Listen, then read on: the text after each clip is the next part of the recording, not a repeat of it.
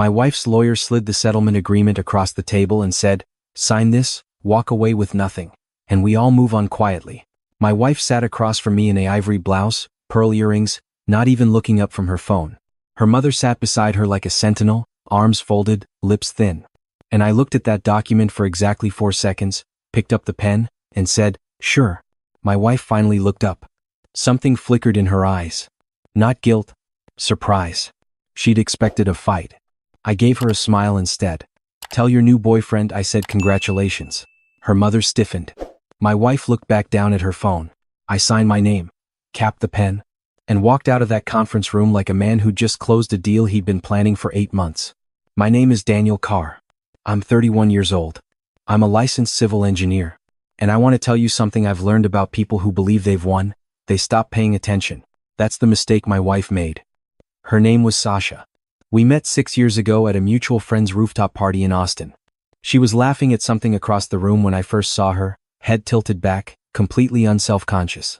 I thought, that's someone who knows exactly who she is. I was wrong about that, but it took me a long time to understand why. We married 4 years ago. Small ceremony, her family's backyard in Scottsdale. Her father gave a toast that mentioned his own name 3 times. Her mother cried beautifully, the way people cry when they're aware they're being watched. I didn't notice any of it then. I was too busy thinking I was the luckiest man in the room. The first year was good. The second year was quieter. By the third year, Sasha had started staying late at her marketing firm 2-3 nights a week. Client dinners, she said. Brand strategy sessions. I believed her because I wanted to, and also because I was buried in a highway overpass project that was consuming every waking hour I had. We were 2 people living parallel lives inside the same house, and I told myself that was just what marriage looked like after the beginning wore off. Then one Tuesday in March, I came home early because our project hit a permit delay and there was nothing left to do at the office. I pulled into the driveway and noticed the garage light was on. Sasha's car was there. She told me she wouldn't be home until 9. I didn't go inside right away. I sat in my truck for a moment, and something cold settled into my chest. Not anger yet. Just that specific, quiet dread of a man who already knows the answer to a question he hasn't asked yet. I went in through the side door. The kitchen was dark. I could hear music from upstairs, low and unmistakable. I didn't go up. I went back to my truck, backed out of the driveway, and drove to a diner 3 miles away. I ordered coffee I didn't drink and sat there for 2 hours thinking very carefully about the rest of my life. Here's what I decided that night. I was not going to react. I was not going to confront, explode, or give anyone the chance to spin this into a story where I was the difficult one. I was going to find out exactly what I was dealing with, document every piece of it, and then I was going to make a decision from a position of complete information. I'm an engineer. I solve problems by understanding them fully before I touch them. So I started paying attention in a way I hadn't before. It wasn't hard. Sasha had gotten comfortable. The receipts she left in her coat pocket told a story. Dinner at Uchi on a Tuesday she'd claimed was a conference call. Valet ticket from a hotel on South Congress on a Thursday night she'd said she was visiting her college roommate in Dallas. I didn't take them. I photographed them with my phone and put them back exactly where I found them. I reached out quietly to a private investigator named Marcus, who had been recommended to me by a colleague whose own divorce had been complicated. I told Marcus what I knew and what I needed. He was a former insurance investigator, methodical, unimpressed by drama. He told me to stop confronting anyone, stop changing my behavior, and let him work. The worst thing you can do right now, Marcus said, is let them know you know. I went home that night, made dinner, watched television beside my wife, and said nothing. That became my life for the next 11 weeks. Marcus confirmed within the first 3 weeks that the man was named Preston Hale. He was a creative director at a boutique advertising agency that contracted with Sasha's firm. 36. Divorced once, drove a leased Range Rover, had a second apartment near downtown that I now understood was used for purposes other than working late. Marcus got me dates, locations, time-stamped photographs taken from public spaces. Nothing illegal. Nothing that wouldn't hold up. What Marcus found beyond the affair was the part that changed everything. Because Sasha had not just been unfaithful. She'd been systematically moving money. Our joint savings account had been draining slowly for 7 months. Small transfers, $2,000 here, $3,500 there, always on weekdays, always to an account I didn't recognize. I'd noticed our balance felt lower than it should but attributed it to the kitchen renovation we'd done in the fall. I hadn't looked closely enough. The account the money was going to was a joint account. Sasha's name and Preston Hale's name. Marcus laid it out for me on a Tuesday morning at his office with the kind of calm that told me he'd delivered news like this before. $63,000 over 7 months. Not our entire savings, but more than enough. I drove home slowly.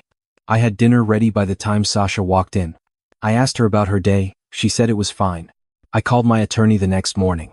Her name was Rebecca Nguyen.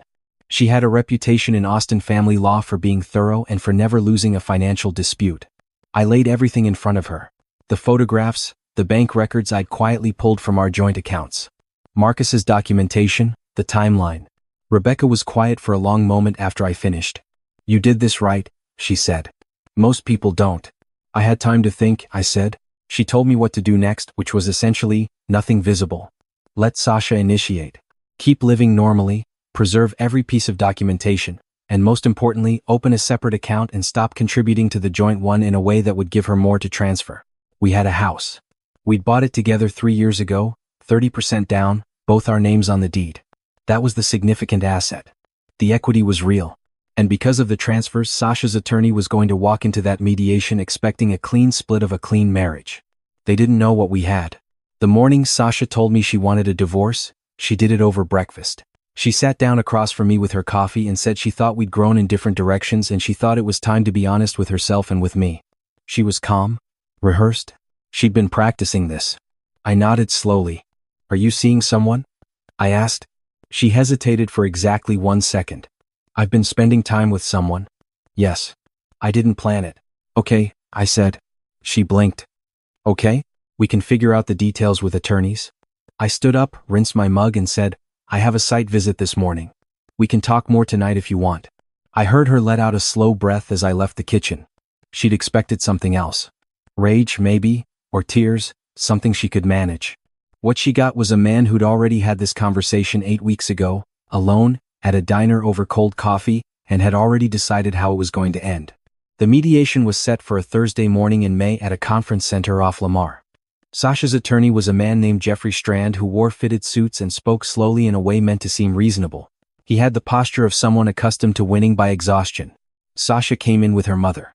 Preston Hale did not attend, though Marcus confirmed he dropped her off down the block.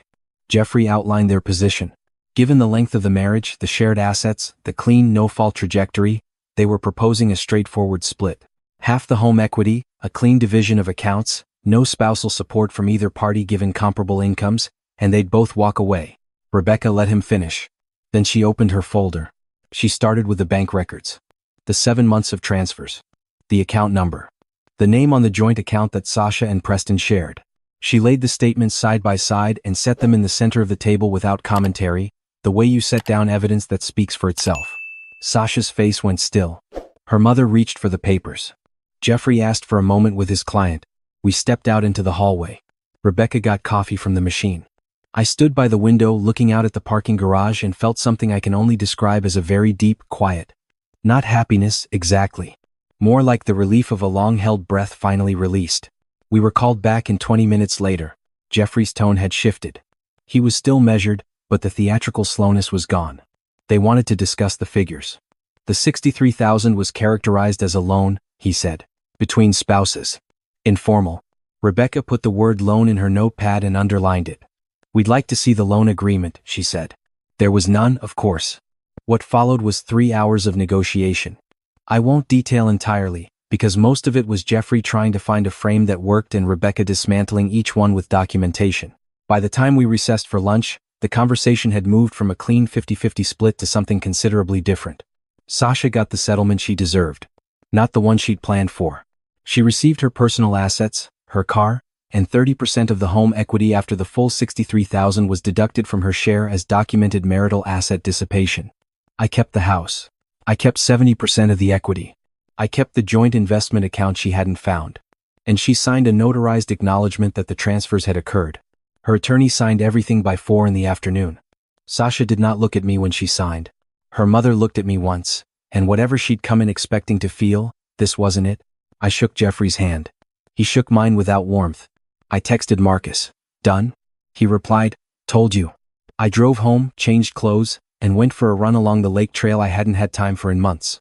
It was warm, the kind of warm that Austin does in May when the humidity hasn't fully arrived yet, and the water was flat and bronze in the late afternoon sun. I ran longer than I meant to. My mind was quiet in a way it hadn't been in most of a year. Here's what I want to tell you about the weeks that followed. Because this part matters. I did not feel triumphant. I did not celebrate. What I felt was more like being slowly depressurized. Like a room where the weather has been building for so long that when the window finally opens, you don't cheer, you just breathe. I found out from a mutual friend that Sasha had told people in her circle that I'd been cold during the divorce, unreasonable, that I'd blindsided her with financial accusations. I let that sit without responding. The people who knew me didn't believe it. The people who believed it were her people, and what they thought of me wasn't a problem I needed to solve. Preston, as it turned out, had a shorter memory for loyalty than Sasha had counted on. By June, mutual acquaintances were reporting that he'd become considerably less present in her life. Turns out a woman who transfers $63,000 out of a joint account mid-divorce is a more complicated prospect than a creative director in a leased Range Rover had anticipated. I didn't feel satisfaction about that. I felt nothing about it, which was its own kind of answer. What I did instead was work. The highway project wrapped in late April, and I moved to a new assignment. A pedestrian bridge commission in a neighborhood in East Austin that had been underserved in infrastructure for decades. The kind of project I'd gotten into engineering to do and had spent years doing other things first. I threw myself into it. Early mornings. Long evenings sketching load calculations and material plans and thinking about how the shape of a crossing can change how people relate to their own neighborhood. I also sat down with my finances the way I should have been doing all along. Not from panic, but from clarity. I refinanced the house at a rate that made sense. I restructured my savings with an advisor I trusted. I started contributing to accounts I controlled. Not out of distrust of future people in my life, but out of the simple understanding that paying attention to your own life is not selfishness, it's responsibility. My sister, who lives in Denver, called me every week during those months. She'd been worried about me the whole time and had barely contained her fury when I'd asked her to say nothing until it was finished. "You could have called me," she said more than once. "I know," I told her. But I needed to think, not react. She understood that, even if she didn't love it. 4 months after the settlement was signed, the pedestrian bridge in East Austin opened. Small ceremony on a Wednesday morning. City council members said a few words. Some neighborhood kids ran across it before the ribbon was officially cut. I stood at the edge of the crowd and watched a woman push a stroller across the span I'd helped design, and I thought about the version of myself who'd sat in a diner on a Tuesday night in March staring at a cup of cold coffee, trying to figure out what kind of man he wanted to be when this was over. I knew the answer now. Rebecca sent me a bottle of bourbon with a card that said well deserved when the case fully closed. Marcus sent a handwritten note. 3 sentences. I still have it in my desk. I want to tell you about the last time I heard from Sasha directly, because it matters for the ending of this story. It was a Saturday in October. 7 months after the settlement, I was at a coffee shop in my neighborhood, the kind of place where they know your order, when my phone lit up with her name. I looked at it for a moment. Then I answered. She didn't say hello. She said, "I just wanted you to know that I know what you did." "I know you do," I said. "You waited. You planned all of it." "I documented what you did," I said. "There's a difference." A pause. "Then, you could have just talked to me." And that one landed differently than I expected, because for a moment I let myself think about it. The man I was a year ago, the one who believed what he was told, who worked too many hours and assumed the silence meant peace. Could I have talked to her? Could that conversation have mattered? "Maybe," I said. "But you'd already made your decision." "Both decisions." She didn't answer that. "I hope it works out for you," I said. And I meant it in the quiet. Finished way you mean things when you're no longer angry, when someone has simply become a person from a previous chapter. Take care of yourself, Sasha. I ended the call. Finished my coffee. Walked home through a neighborhood I liked in a life I was building one careful decision at a time. People ask me sometimes, now that some of what happened has made its way through Austin's particular version of a small-town rumor circuit, whether I'm bitter. Whether I feel like I lost years. Whether I'd do anything differently. I tell them the honest answer, which is that bitterness requires you to still be living inside the story. I'm not. I closed that chapter with documentation and patience and a very good attorney, and what's on the other side of it is mine in a way that nothing about those years felt like mine. The bridge is open. People cross it every day. Some of them probably don't know my name or that a 31-year-old engineer spent his lunch breaks on a bad year sketching stress calculations in a notebook because he needed something real to hold on to. That's fine. That's actually exactly fine. I didn't build it for recognition. I built it because that's what I do. I build things designed to hold weight. To connect where there was distance before. To last past the moment that created them. She thought the story ended in that conference room when I signed my name. But I'm the one who decided what came next. And what came next was everything.